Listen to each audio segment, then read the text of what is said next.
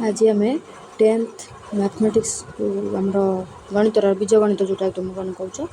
सेटार multiple choice question जिते भी सब अच्छी है ता भर किसी क्वेश्चन करेंगे एमती किसी क्वेश्चन करके टोटाली जिते क्वेश्चन हो पार संभव सब करदेवी। ठीक अच्छे तुम मानू से कम कर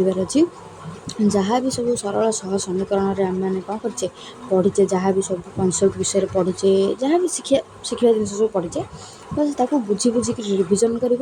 रिविजन करी आसिकी ए क्लास टी कर से मोटे लगी understand each and every question conceptually सब क्वेश्चन को मुझे डिटेल्स बुझेबी एमती डिटेल्स बुझब बुझिक कौन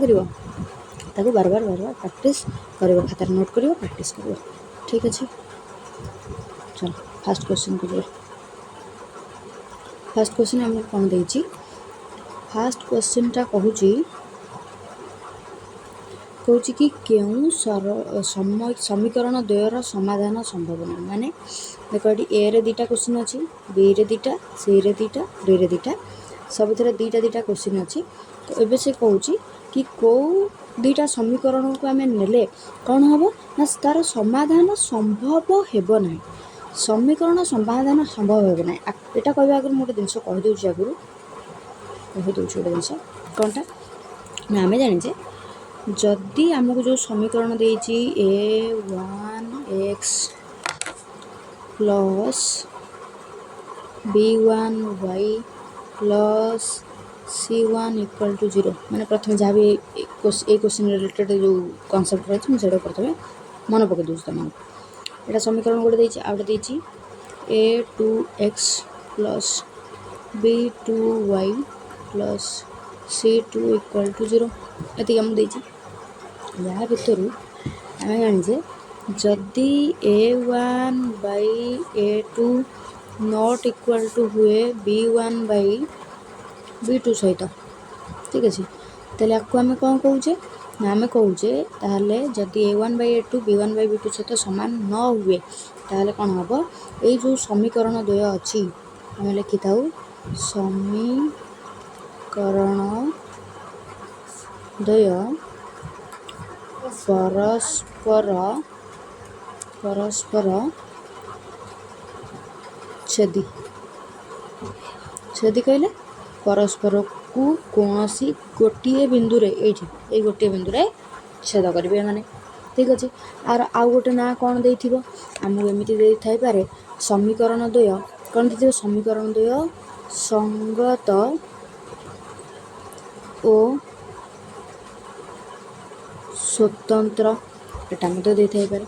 किंबा आउ कौन दे समीकरण द्वयर अनन्य समाधान अच्छी अनन्य समाधान रही। ठीक अच्छे एमती कही ना आउ कौन कही कि एकमात्र समाधान अच्छी एमती कही एकमात्र समाधान रही। ठीक अच्छे यही एतिक भल भाव जो पिला मन रखी यही क्वेश्चन जहाँ भी आसो ये विषय जहाँ भी क्वेश्चन आसो से पिलार कौन असुविधा हेनी एतिक आमको कही जदि कही समीकरण द्वय परस्पर छेदी ताहले भी आम यही सूत्र पकेबा जदि कही संगत और स्वतंत्र ताहले भी यही सूत्र पड़ो जदि अनन्य समाधान रही ताहले भी यही सूत्र पड़ो जदि एकमात्र समाधान रही ताहले भी आम यही सूत्र पकेबा। ठीक अच्छे बुझीगला आमको एतिक देछि तापर कौन कौच देख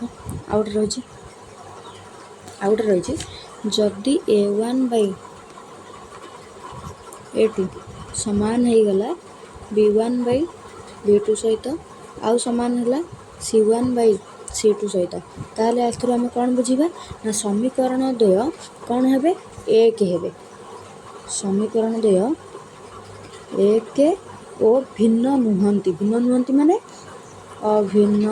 कहीं कथा कहगला कहीं समीकरण प्रथम समीकरण टी सरलरेखा प्रथम समीकरण सरलरेखा जोटा हम द्वितीय समीकरण जो सरलरेखा आसो सेटा कौन हम सेटा से तारी उपरिस्थ हम ये कहा। ठीक अच्छे ଏପରିକା ହେବ। ଯଦି ଏଠି ଦୁଇଟି ଯାକ ସରଳ ରେଖା କ'ଣ ହେଇଗଲେ ନା ଦୁଇଟି ଯାକ ସରଳ ରେଖା ସମାନ ହେଇଗଲେ ତା ମାନେ ଦୁଇଟି ଯାକ ସରଳ ରେଖା ହେଉଛି ଏକ ମାନେ ଗୋଟିଏ ଆଉ କେହି କାହାଠାରୁ ଭିନ୍ନ ନୁହନ୍ତି, ସେଥିପାଇଁ ଲେଖା ହେଲା ଅଭିନ୍ନ। ଠିକ୍ ଅଛି, ଏକ ଅଭିନ୍ନ ଦେଇଥିବ, ନହେଲେ ଆଉ କ'ଣ ଦେଇଥିବ କି ସମୀକରଣ ଦ୍ୱୟ ସଙ୍ଗତ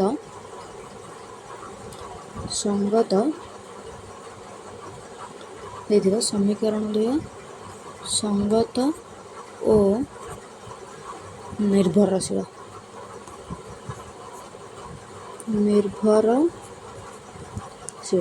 ନିର୍ଭରଶୀଳ ହେବେ ମାନେ ଦେଖ ଏଇ ଯେଉଁ ସମୀକରଣ ଦୁଇଟାଙ୍କ ଦେଇଛି ଏଇଟା ଦେଖିବ, ଏଇ ଯେଉଁ ସମୀକରଣ ଆଉ ରେଡ଼୍ରେ ଯେଉଁଟା ମାର୍କ ହେଇଛି ଦୁଇଟାଙ୍କ ସମୀକରଣର ପ୍ରଥମ ରେଡ଼୍ କଲର୍ର ଯେଉଁ ସମୀକରଣ ଅଛି ତାର ଯେତିକି ବିନ୍ଦୁ ଅଛନ୍ତି, ବ୍ଲାକ୍ କଲର୍ର ଯେଉଁ ସମୀକରଣ ଅଛି ଉଭୟ ସମୀକରଣର ଯେଉଁ ବିନ୍ଦୁ ଗୁଡ଼ିକ ପରସ୍ପରକୁ କ'ଣ କରୁଛନ୍ତି, ପରସ୍ପର ବିନ୍ଦୁ ସମାନ ହେଉଛନ୍ତି ବା ବିନ୍ଦୁ ପରସ୍ପରକୁ କ'ଣ କରୁଛନ୍ତି ତାରି ଉପରିସ୍ଥ ହେଉଛନ୍ତି ମାନେ ପରସ୍ପରକୁ ସେଇଠି ହିଁ ଛେଦ କରୁଛନ୍ତି। ତ ଛେଦ କରିଲେ ଛେଦ ମାନେ ଖାଲି ଏମିତି ଛେଦ କଲେ ହେବ ସେମିତି ବି କିଛି ନାହିଁ। ଇଏ ଯାଇଥିଲା ଦେଖ ଏଇଠି ଗୋଟେ ବିନ୍ଦୁ ଥିଲା, ଏଇଠି ଗୋଟେ ବିନ୍ଦୁ ଥିଲା, ଏଇଠି ଗୋଟେ ବିନ୍ଦୁ ଥିଲା। ଯଦି ମୁଁ ଆଉ ଗୋଟେ ସରଳ ରେଖା ଏଇଠି ଆଙ୍କିଦେବି ତା ଉପରେ ଏମିତି ଆଙ୍କିଦେଲି, ଆଉ ଗୋଟେ ସରଳ ରେଖାରେ ଏଠି ଗୋଟେ ବିନ୍ଦୁ, ଏଠି ଗୋଟେ ବିନ୍ଦୁ, ଏଠି ଗୋଟେ ବିନ୍ଦୁ, ଦୁଇଟାଙ୍କ ପରସ୍ପର ଗୋଟିଏ ବିନ୍ଦୁ ହେଲାନି, ଗୋଟିଏ ବିନ୍ଦୁ ହେଲେ ମାନେ ପରସ୍ପରକୁ ଏଇଠି ହିଁ ଛେଦ କଲେ ବୋଲି ଆମେ କହିଦେଇ ପାରିବା ସେଟାକୁ ଆଉ କ'ଣ। ଠିକ୍ ଅଛି, ହଉ ଯଦି କହିଦେଇପାରିବା ସେ କ'ଣ କହୁଛି, ସେ କହୁଛି ସଙ୍ଗତ ହେଲେ ନିର୍ଭରଶୀଳ ହେଲେ। ସେଥିପାଇଁ କହୁଛି ଏଇ ଯେଉଁ ସମୀକରଣ ଯଦି ସମାଧାନ କରିବାର ଅଛି, ଯେଉଁ ସମୀକରଣ ଏଠି ଆଉ ଅଭିନ୍ନ ହେବ ସମାଧାନ କରିବାର ଅଛି, ତାହେଲେ କ'ଣ କରିବାକୁ ପଡ଼ିବ, ଆମକୁ ଦୁଇଟା ସମୀକରଣ ଦରକାର, ଏ ସମୀକରଣ ବି ଦରକାର, ବାକି ଆର ଉପରିସ୍ଥ ଯେଉଁ ସମୀକରଣ ହେଲା ସେ ସମୀକରଣ ବି ଦରକାର, ଦୁଇଟାଙ୍କ ସମୀକରଣ ଦରକାର। ତ ପରସ୍ପର ଦୁଇଟି ଯାକ ଯେଉଁ ସମୀକରଣ କ'ଣ କରୁଛନ୍ତି ପରସ୍ପର ଉପରେ ନିର୍ଭର କରୁଛନ୍ତି। ଏମିତି ବି ବୁଝିକିରି ମନେ ରଖିବ, ଏମିତି ବାର ବାର ବୁଝି ପଡ଼ିଲେ ମନେ ରହିଯିବ, କାହିଁକି ତା ନାଁ ନିର୍ଭରଶୀଳ ଦିଆହେଲା, କାହିଁକି ସଙ୍ଗତ ଦିଆହେଲା, ଏଇଟା ବୁଝିଗଲେ ଝଟକିନା ମନେ ରହିଯିବ ଏଇଟା। ଠିକ୍ ଅଛି, କିମ୍ବା ଆମକୁ ଆଉ କ'ଣ କହିଥିବ ଅସଂଖ୍ୟ ସମାଧାନ ରହିଛି, କହିଥିବ ଅସଂଖ୍ୟ ସମାଧାନ ରହିଛି। ଠିକ୍ ଅଛି, ଏଇଟା ବି କହିଥାଇପାରେ। ନେକ୍ସଟ ତାପରେ କ'ଣ ଆସିଲା, ତାପରେ କହୁଛି ଯଦି ଆମକୁ କହିଲା A1/A2 ସମାନ ହେବ B1/B2 ସହିତ, କିନ୍ତୁ C1/C2 ସହିତ ସମାନ ହେବ ନାହିଁ, ତାହେଲେ ଏଥିରୁ ଆମେ କ'ଣ ଜାଣିବା, ସେ ସମୀକରଣ ଦ୍ୱୟ ହେଉଛନ୍ତି ସମାନ୍ତର ହେଲା। ସମୀକରଣ ଦ୍ୱୟ ସମାନ୍ତର ହେଲେ ଆର ଆଉ ଅଲଗା ନାଁ କ'ଣ ରହିଛି ନା ସମୀକରଣ ଦ୍ୱୟ ଅସଙ୍ଗତ ମାନେ କେହି କାହାକୁ। ସମାନ୍ତର କହିଲେ ଆମେ କ'ଣ ବୁଝୁ, ଏମିତି ଇଏ ଗୋଟେ ସରଳରେଖା ଗଲା, ସେଠୁ ଆଉ ଗୋଟେ ସରଳରେଖା ଏମିତି ଆସିଲା, ଏଇଟାକୁ ତ ଆମେ ବୁଝୁଛେ ଇଏ ଯେଉଁ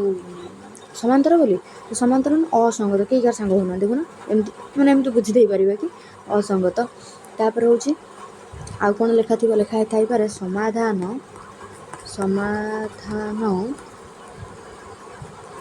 ସମ୍ଭବ ନୁହେଁ, ଏମିତି ଲେଖିଥିବ, ନହେଲେ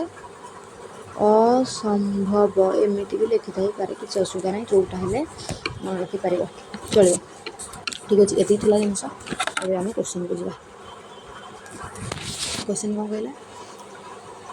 କ୍ୱେଶ୍ଚିନ୍ କହୁଛି କି ଦେଇଛି ଏ ସମୀକରଣ ଦ୍ୱୟର ସମାଧାନ ସମ୍ଭବ ନୁହେଁ। ଯଦି ସମୀକରଣ ଦ୍ୱୟର ସମାଧାନ ସମ୍ଭବ ନୁହେଁ, ଆମେ ଏବେ କ'ଣ ପଢ଼ିକି ଆସିଲେ, ଅସମ୍ଭବ ହେଲେ ମାନେ କ'ଣ ହେବ ନା A1/A2 ସମାନ ହେବ B1/B2 ସହିତ, କିନ୍ତୁ C1/C2 ସମାନ ହେବ ନାହିଁ। ଯଦି ସମାନ ନ ହେଲା ଆମକୁ କ'ଣ ପରୀକ୍ଷା କରିବାକୁ ପଡ଼ିବ ନା ଏସବୁ ସମୀକରଣ ସବୁ ଦେଇଛି, ପ୍ରତ୍ୟେକ ସମୀକରଣରେ A1/A2 ସମାନ ହେଉଥିବ B1/B2 ସହିତ, କିନ୍ତୁ C1/C2 ସହିତ ସମାନ ହେଉନଥିବ। ଏଇଟାକୁ ତ ଆମକୁ ପରୀକ୍ଷା କରିବାର ଅଛି। ହଉ, ଏବେ ଆମେ କ'ଣ କରିବା, ଏବେ ଆମେ କ'ଣ କରିବା, ଏ ନମ୍ବର ଦେଖିବା। ଏ ନମ୍ବର ଯେଉଁ ଅପସନ୍ଟା ଦେଇଛି, ଗୋଟେ ମିନିଟ୍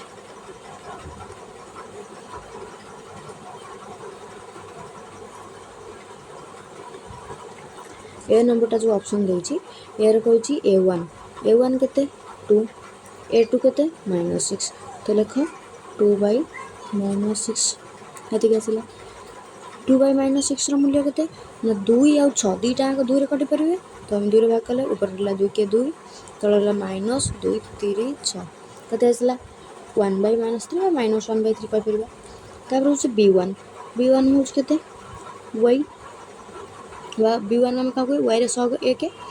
B2 କହିବା ୱାଇରେ ସହଗ 3 ତ 1 ବିଭକ୍ତକ 3 ଦେଖ ଏଠି ଯେଉଁ A1/A2 B1/B2 ସହିତ ସମାନ ହେଉନି। ଆମେ କ'ଣ ପଢ଼ିଥିଲେ ଯଦି ସମାଧାନ ଅସମ୍ଭବ ବା ସମାଧାନ ସମ୍ଭବ ନ ହେଇଥାନ୍ତା ତାହେଲେ A1/A2 B1/B2 ସହିତ ସମାନ ହେଇଥାନ୍ତା। ଏଇଠି ଦେଖ ସମାନ ହେଇଥାନ୍ତା କିନ୍ତୁ C1/C2 ସହିତ ସମାନ ହେଇନଥାନ୍ତା। ଏଠି କ'ଣ କରିଛି ନା A1/A2 B1/B2 ସହିତ ସମାନ ହେଉନି କିନ୍ତୁ ସମାନ ହେବା କଥା। ଯଦି ସମାନ ହେଉନି ତାହେଲେ ଆମେ କହିପାରିବାନି ଏହାର ସମାଧାନ ସମ୍ଭବ ନୁହେଁ ବୋଲି ବା ଇଏ ସମାଧାନ ସମ୍ଭବ ନୁହେଁ ବୋଲି ଯେଉଁ ଫର୍ମୁଲା ଏଥିରେ ପ୍ରୟୋଗ ହୋଇପାରୁନି ତାମାନେ ଏ ହେବନି ଆନ୍ସର୍। ଠିକ୍ ଅଛି। ତାପରେ ଆମେ ଏବେ ଦେଖିବା ବି ହେଉଛି କି ନା ଦେଖିବା। ଦେଖ ତୁମେ ବି ଲେଖିବ ଏ ନମ୍ବରଟା କାହିଁକି ହେଲାନି, ବି ନମ୍ବରଟା କାହିଁକି, ଯଦି ବି ଆନ୍ସର୍ ହେଉଛି ବି କାହିଁକି ହେଲା, ସି ନମ୍ବରଟା କାହିଁକି ହେଲାନି। ଯେଉଁ ପର୍ଯ୍ୟନ୍ତ ଆମେ ଆନ୍ସର୍ଟା ନ ପାଇଯାଇଛେ ଆମେ ଦେଖିବା ସେ ପର୍ଯ୍ୟନ୍ତ ଦେଖି ଚାଲିଥିବା କାହିଁକି ଏ ନମ୍ବର ହେଲାନି, କାହିଁକି ବି ହେଲାନି, କାହିଁକି ସି ହେଲାନି, ସେଇଟା ଜାଣିବା ଦରକାର। ଏଇଟା ଏ ମେଥଡ଼ରେ କଲେ ଆମକୁ ସୁବିଧା, ବହୁତ ଜଲ୍ଦି ଆମେ କୌଣସି କ୍ୱେଶ୍ଚିନ୍କୁ କରିଦେଇ ପାରିବା। ଠିକ୍ ଅଛି। ତାପରେ ହେଉଛି ଦେଖ ଏଠି ବିରେ କେତେ, ବି ଅପସନ୍ରେ ପ୍ରଥମ ସମୀକରଣ ଯେଉଁଟା ଦେଇଛି ତାର A1 ହେଉଛି 2 ଲେଖିବ 2/A2 ହେଉଛି 4 ଲେଖିବ 4 2/4 ଯେ କେତେ ଉଭୟକୁ 2 ଆଉ 4 ଆକୁ ଆମେ 2ରେ ଭାଗ କରିପାରିବା। 2କୁ 2ରେ ଭାଗ କଲେ 2 କେ 2 4କୁ 2ରେ ଭାଗ କଲେ 2 2 4 ଏତିକି ଆସିଲା। ତାପରେ ଆସିଲା କ'ଣ, ତାପରେ କହୁଛି B1 ହେଉଛି 3 B2 ହେଉଛି 6 3 ବିଭକ୍ତକ 6 ଆସିଲା। 3 ବିଭକ୍ତକ 6 ଆସିଲା 3 ଆଉ 6 ଦୁଇଟାଙ୍କୁ ଆମେ କ'ଣ କରିପାରିବା 3 ଭାଗ କରିପାରିବା। କହିଲେ 3 କେ 3 3 2 6 ହଉ ଦେଖ A1/A2 B1/B2 ସହିତ ସମାନ ହେଲା। ଦେଖିବା C1/C2 ସହିତ ସମାନ ହେଉଛି କି ନାହିଁ। ଏଠି C1 କହୁଛି 7 ବିଭକ୍ତକ C2 କହୁଛି 8 ବିଭକ୍ତକ 8 ଦେଖ 7 ବିଭକ୍ତକ 8 A1/A2 B1/B2 ସହିତ ସମାନ ହେଲା କିନ୍ତୁ C1/C2 ସହିତ ସମାନ ହେଉନି। ଯଦି ନହେଲା ତାହେଲେ ଏଠି ସମାଧାନ ସମ୍ଭବ ନୁହେଁ ବା ସମାଧାନ ଅସମ୍ଭବ ବୋଲି କହିପାରିବା। ଯଦି କହିପାରିବା ବି ହେବ ଆନ୍ସର୍। ଠିକ୍ ଅଛି। ବିରେ ଯେଉଁ ସମୀକରଣ ଦୁଇଟା ଦେଇଛି ସେ ସମୀକରଣ ଦୁଇଟାର ସମାଧାନ ଅସମ୍ଭବ ବା ସମ୍ଭବ ନୁହେଁ। ଠିକ୍ ଅଛି। ଚलो ତାପରେ ଆସିଲା 2 ନମ୍ବର। ଦେଖ 2 ନମ୍ବର କ'ଣ କହୁଛି, 2 ନମ୍ବର କହୁଛି ଏଠି ଗୋଟେ ସମୀକରଣ ଦେଇଛି ସମୀକରଣ ଦେଇଛି 2x + 9y - 20 = 0 ଆଉ ଦେଇଛି 3x + 36y - 80 = 0। କହୁଛି ଦୁଇଟା ଯେଉଁ ସହ ସମୀକରଣ ମାନଙ୍କର କେତେଟା ସମାଧାନ ରହିପାରିବ। ଦେଖ ଯଦି ସମୀକରଣ ଦ୍ୱୟ ପରସ୍ପରକୁ ଗୋଟିଏ ବିନ୍ଦୁରେ ଛେଦ କଲେ ତାର ଗୋଟେ ସମାଧାନ। ଠିକ୍ ଅଛି। ଏଠି ଯେମିତି ଆମେ ପଢ଼ିଥିଲେ ହଉ କ'ଣ ପଢ଼ିଥିଲେ, ଯଦି ସମୀକରଣ ଦ୍ୱୟ A1/A2 B1/B2 ସହିତ ସମାନ ହେଲା ତାହେଲେ ତାର ଅନନ୍ୟ ସମାଧାନ ମାନେ ଗୋଟେ ମାତ୍ର ସମାଧାନ ରହିବ। ଠିକ୍ ଅଛି। ଯଦି A1/A2 B1/B2 C1/C2 ସହିତ ସମାନ ହେଇଗଲା, ସବୁ ତିନିଟାଙ୍କ ସମାନ ହେଇଗଲେ, ଏଇଟା କ'ଣ ହେଲା ସମାନ ନ ହେଲେ ଏଇଟା କ'ଣ କଲା ଯଦି ସମାନ ହେଇଗଲେ ତାହେଲେ ଆମେ କ'ଣ କହିବା ନା ତାର ଏକ ଆଉ ଅଭିନ୍ନ ଅସଂଖ୍ୟ ସମାଧାନ ରହିଛି। ଠିକ୍ ଅଛି। ଯଦି A1/A2 B1/B2 ସହିତ ସମାନ ହେଲା କିନ୍ତୁ C1/C2 ସହିତ ସମାନ ହେଲା ତାହେଲେ ଆମେ କହିବା ସମାଧାନ ମୂଳେ ସମ୍ଭବ ନୁହେଁ। ଠିକ୍ ଅଛି। ଏଇ ତିନିଟାରୁ କୌଣସି ଗୋଟେ ଫର୍ମୁଲା ଆମକୁ ଲଗାଇବାକୁ ପଡ଼ିବ। ଦେଖ ଏଠି 2 ନମ୍ବରରେ କ'ଣ କହିଛି 2 ନମ୍ବର ଆମେ ଦେଖିବା କେଉଁ ନିୟମ ମାନୁଛି। ଯଦି ତାର ଆମେ ଦେଖିବା A1/A2 B1/B2 ସହିତ ସମାନ ହେବ। A1 କେତେ, A1 ହେଉଛି ଏଠି 2 A2 କେତେ ହେଉଛି ଏଠି କେତେ ଦେଇଛି,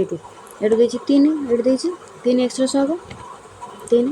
ତାପରେ ଦେଖିବା B1 ଦେଇଛି କେତେ 9 B2 ଦେଇଛି 36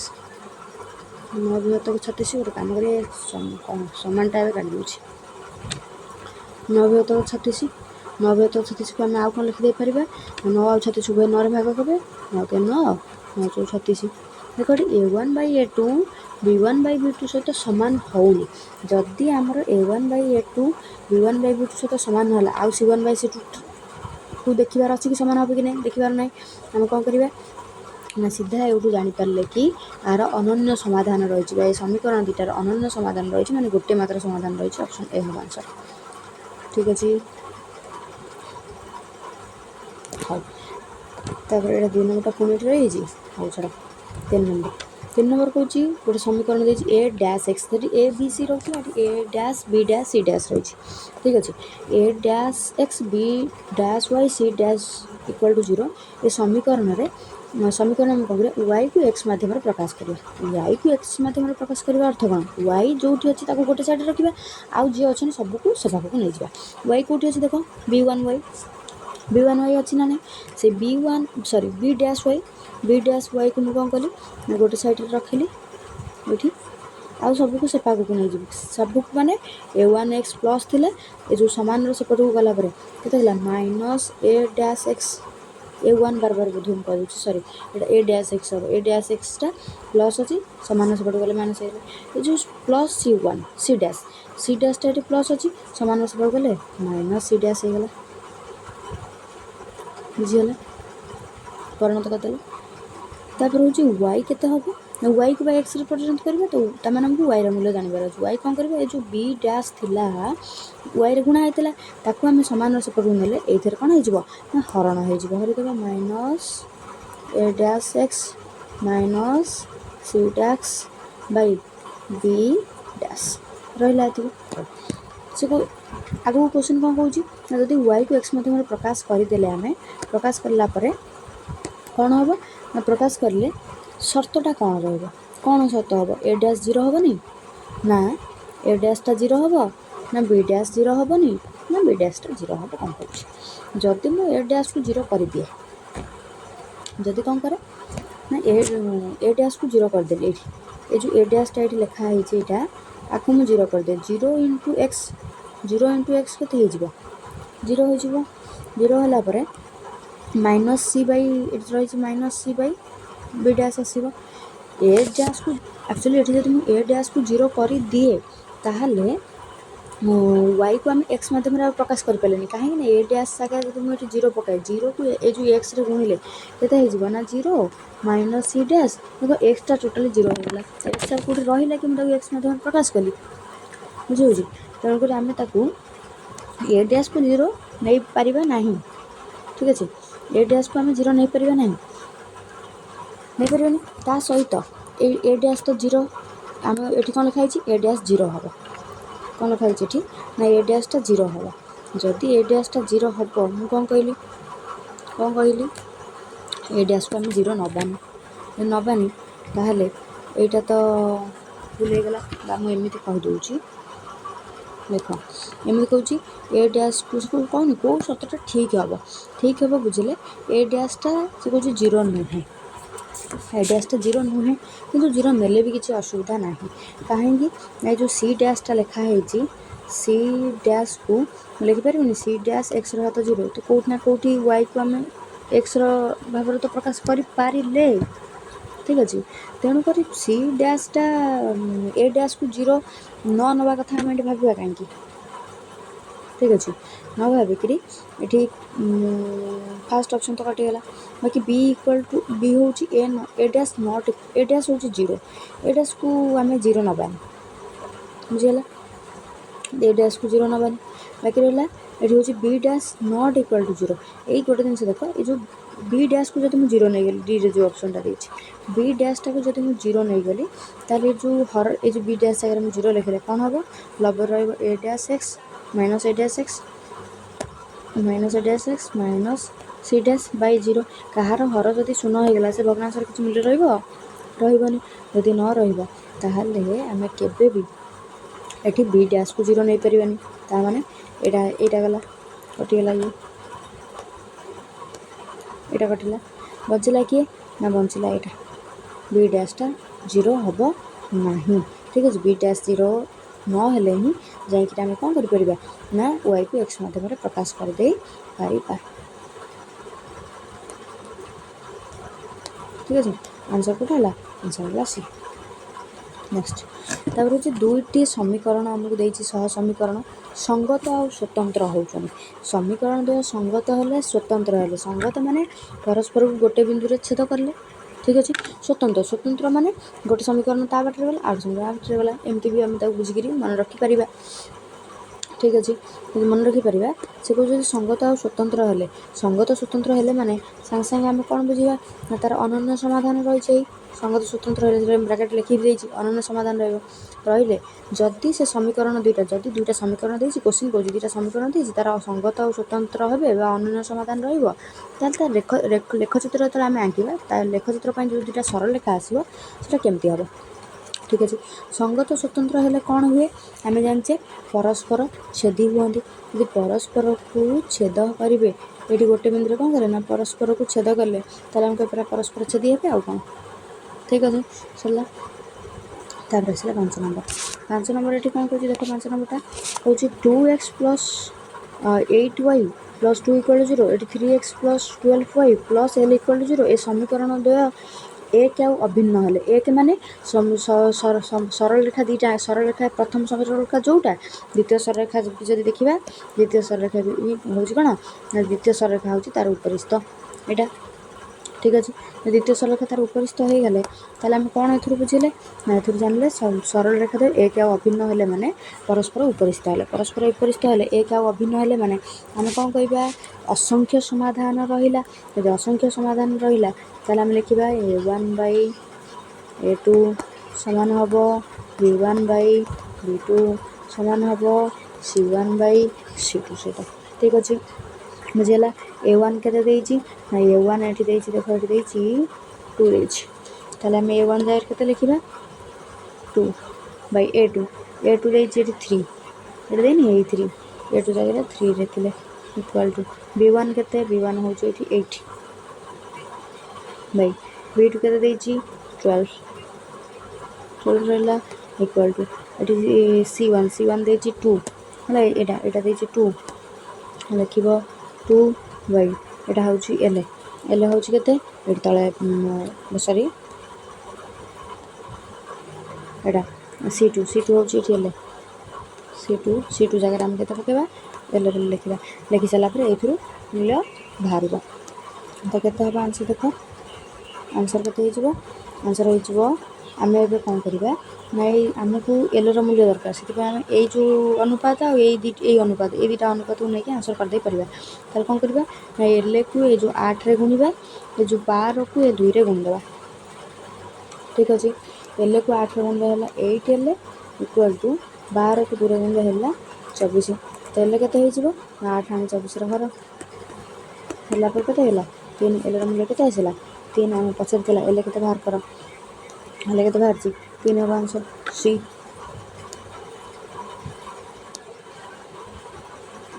तब आसला 6 नंबर के 5 सरला 5 अच्छे 6 देख ये 6 नंबर 6 नंबर कौन कौन ना 6 नंबर कौन 3x प्लस 6y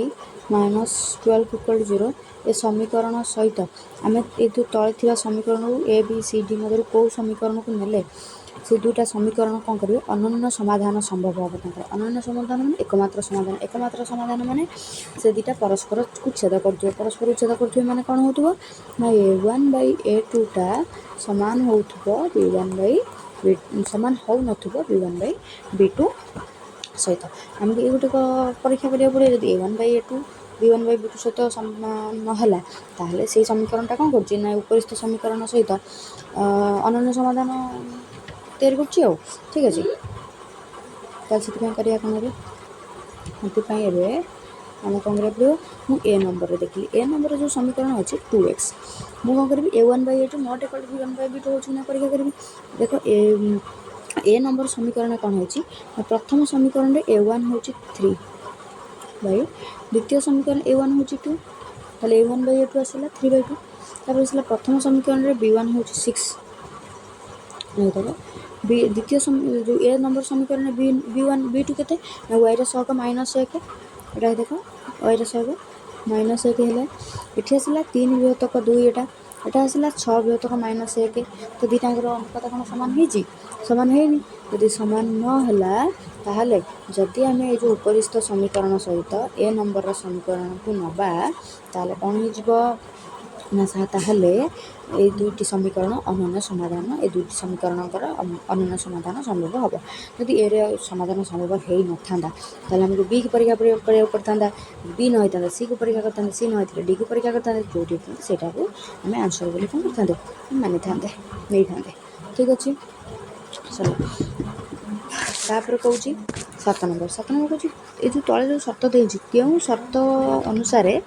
ଏ ଯେଉଁ ଦୁଇଟି ସମୀକରଣ ଅଛି ସମୀକରଣ ଦ୍ୱାରା ଅନନ୍ୟ ସମାଧାନ ରହିବ। ସମୀକରଣର ଅନନ୍ୟ ସମାଧାନ ରହିବ ତ ଆଉ ଯଦି ଅନନ୍ୟ ସମାଧାନ ରହିଲା ଏକମାତ୍ର ସମାଧାନ ମାନେ ପରସ୍ପର ଉଚ୍ଛେଦ କଲେ ପରସ୍ପର ଉଚ୍ଛେଦ କରିବା ମାନେ a1/a2 ନଟ୍ ଇକ୍ୱାଲ୍ ଟୁ ହେବ b1/b2 ସହିତ। ଦେଖ ଏ ଯେଉଁ ପ୍ରଥମ ସମୀକରଣଟା ଦେଇଛି ପ୍ରଥମ ସମୀକରଣରେ a1 କେତେ r1 ଏଥିରେ a2 କେତେ r2 ଆମେ ଦେଖିବା a1 by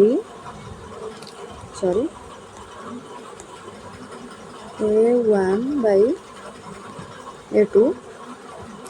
ଆସିଲା କେତେ a1/a2 ହେଲା r1/r2 b1/a2 କ'ଣ ହେବ ଅନନ୍ୟ ସମାଧାନ ଅଛି ମାନେ ସମାନ ହେବନି କାହା ସହିତ b1/b2 ସହିତ b1 ହେଲା s1 b2 ହେଲା s2 ସହିତ ଏତିକି। ଏବେ ଆମେ କ'ଣ କରିବା ଏଥିରେ ବଜ୍ରଗଣନ କର ବଜ୍ରଗଣନ କଲେ ଯଦି r1କୁ s2ରେ ଗୁଣିଲେ ହେଇଗଲା r1 s2 ଏଠି ନଟ୍ ଇକ୍ୱାଲ୍ ଚିହ୍ନ ଥିଲା ଏଠି ନଟ୍ ଇକ୍ୱାଲ୍ ଚିହ୍ନ ଥିଲା ହେଲେ ମୁଁ ଏଠି ନଟ୍ ଇକ୍ୱାଲ୍ ଟୁ ଚିହ୍ନ ଲଗାଇଲି ଠିକ୍ ଅଛି। ତାପରେ କ'ଣ ହେବ r2କୁ ଗୁଣ s1ରେ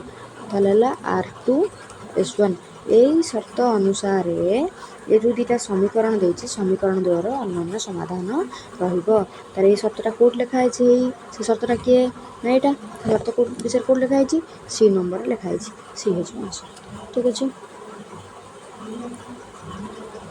ତାପରେ ଆସିଲା 8 ନମ୍ବର କହୁଛି କ'ଣ କହୁଛି r12x - 3y + 6 = 0 এই ସମୀକରଣ ସହିତ କେଉଁ ସମୀକରଣ ନେଲେ ଅସଂଖ୍ୟ ସମାଧାନ ମିଳିବ। ଏ କ୍ୱେଶ୍ଚିନ୍ ମୁଁ କରଉନି ଡିଟୋ ଏ ପୂର୍ବ କ୍ୱେଶ୍ଚିନ୍ ମୁଁ କରେଇକି ଆସିଲି ଯେଉଁଟାକି କ'ଣ କରୁଥିଲା ଅନନ୍ୟ ସମାଧାନ ଥିବ ତୁମେ ମାନେ ଏଇଟା ପରୀକ୍ଷା କରି କହିବ କି ଆର ଆନ୍ସର୍ଟା କ'ଣ ହେବ ଠିକ୍ ଅଛି। 9 ନମ୍ବର 8 ନମ୍ବର ଗଲା 9 ନମ୍ବର କହୁଛି କେଉଁ ପରିସ୍ଥିତିରେ ax +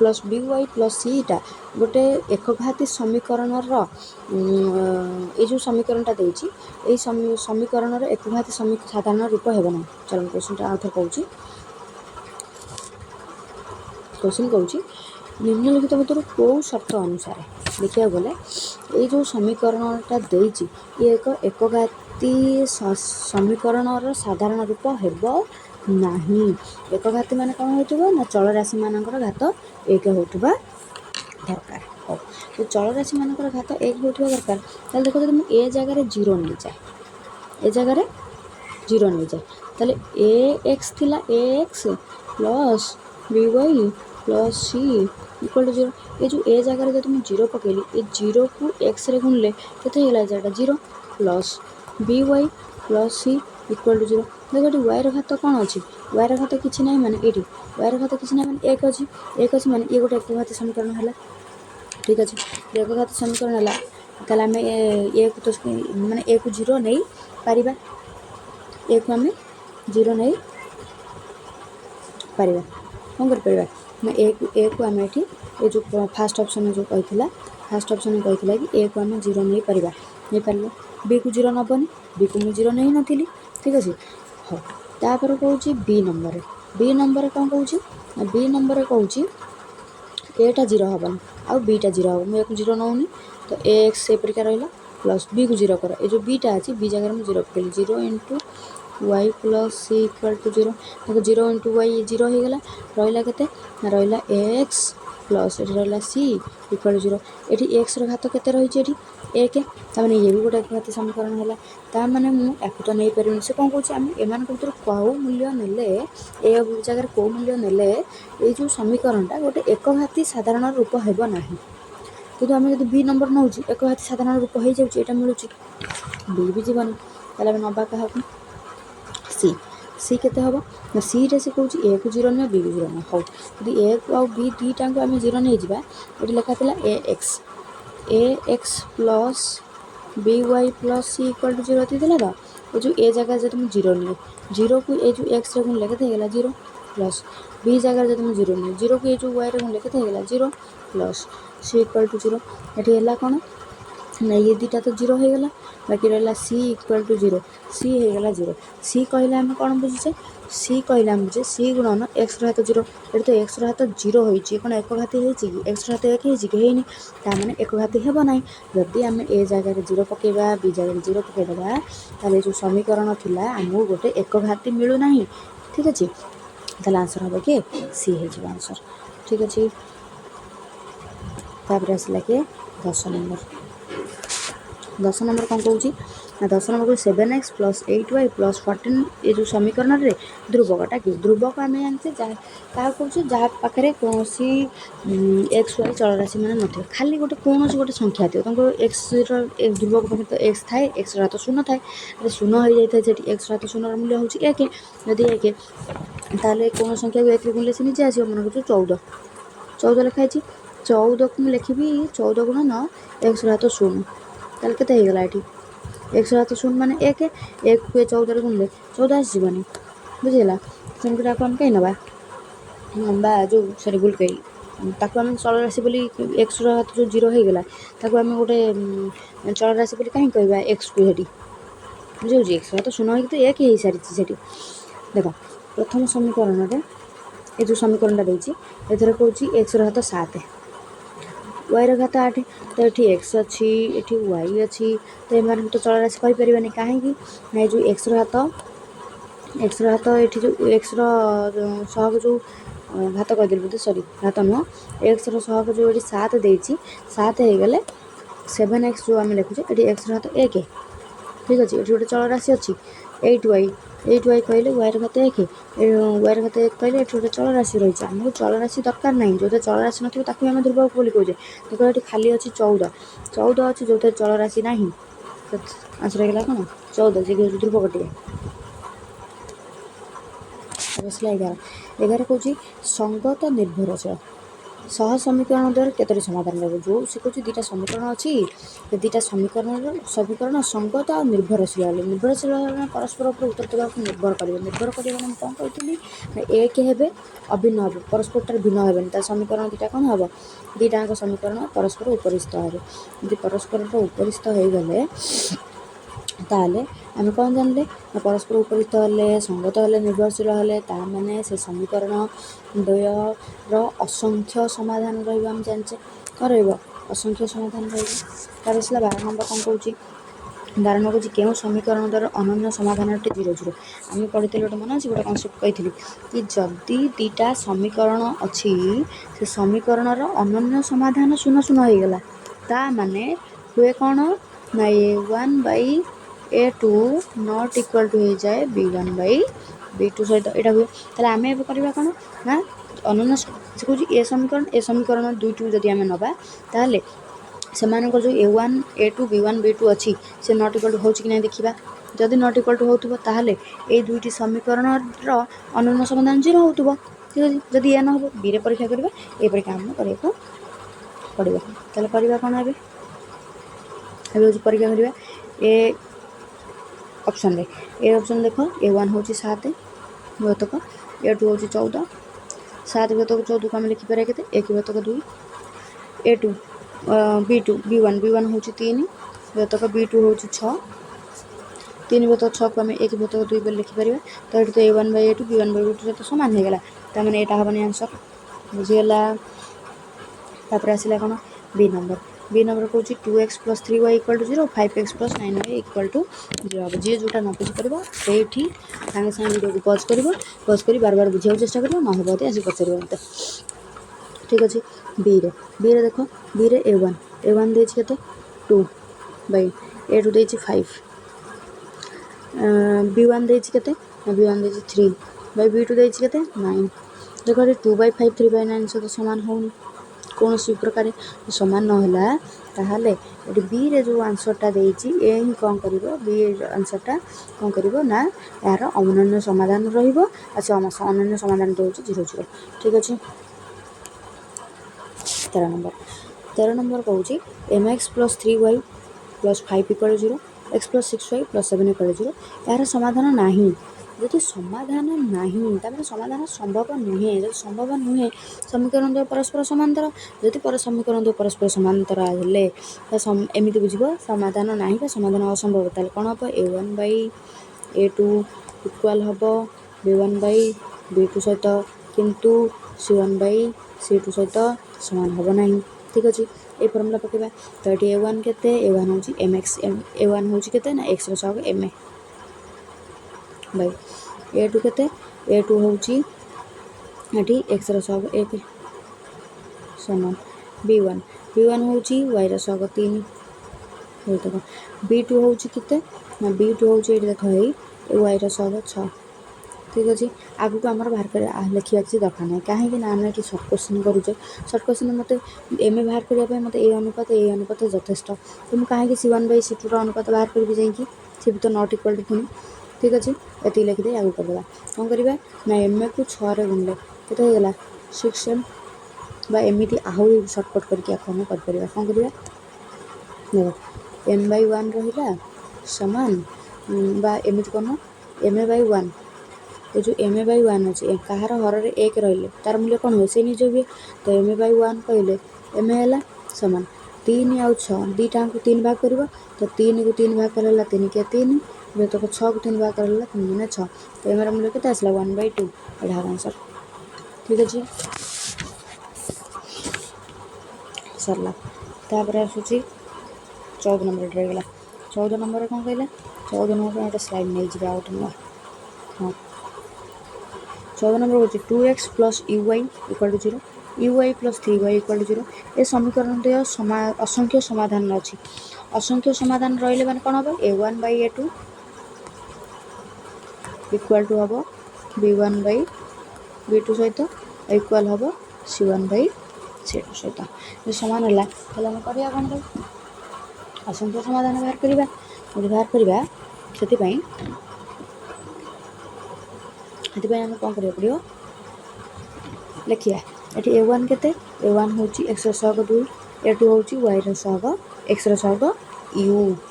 ତ ଲେଖିବ a1 ହେଉଛି 2 a2 ହେଉଛି u ଠିକ୍ ଅଛି। ଏଠୁ b1 ହେଉଛି yର ସହଗ u ଏଠି ହେଉଛି b2 ହେଉଛି yର ସହଗ 3 ସମାନ ହେବ u/3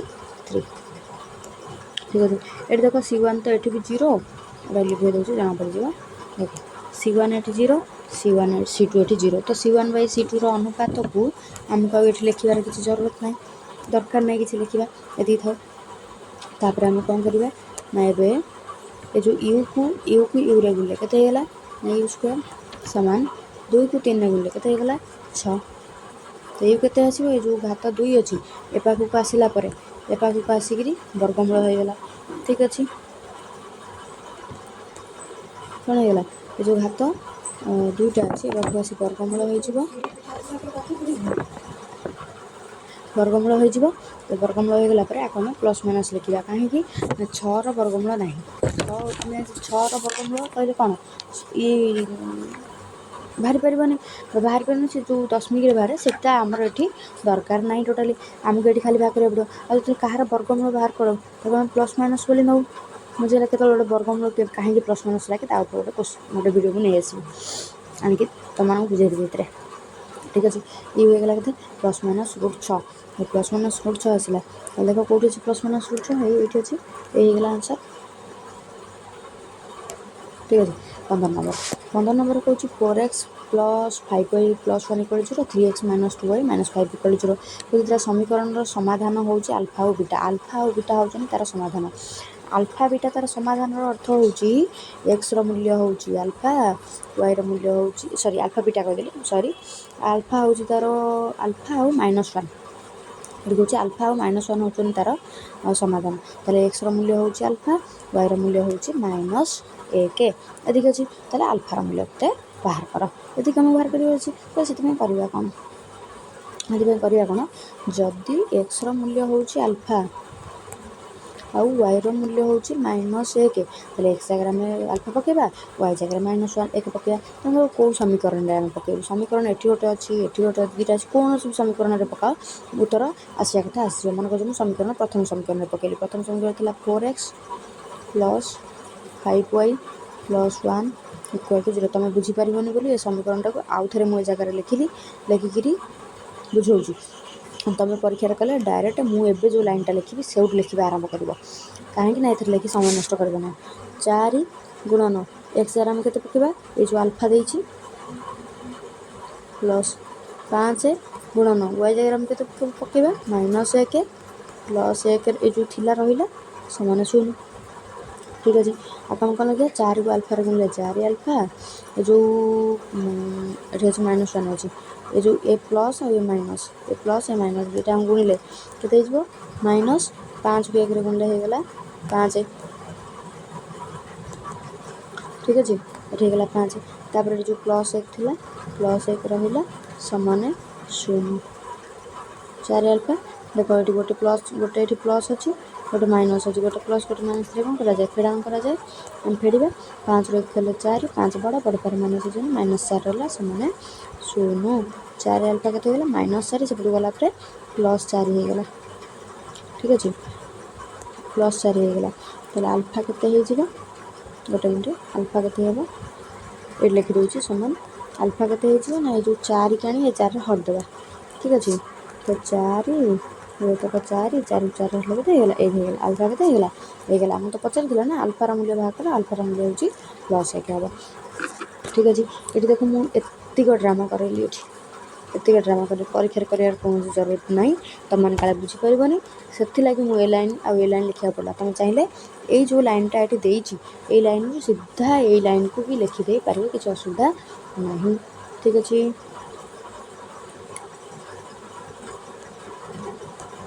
सरला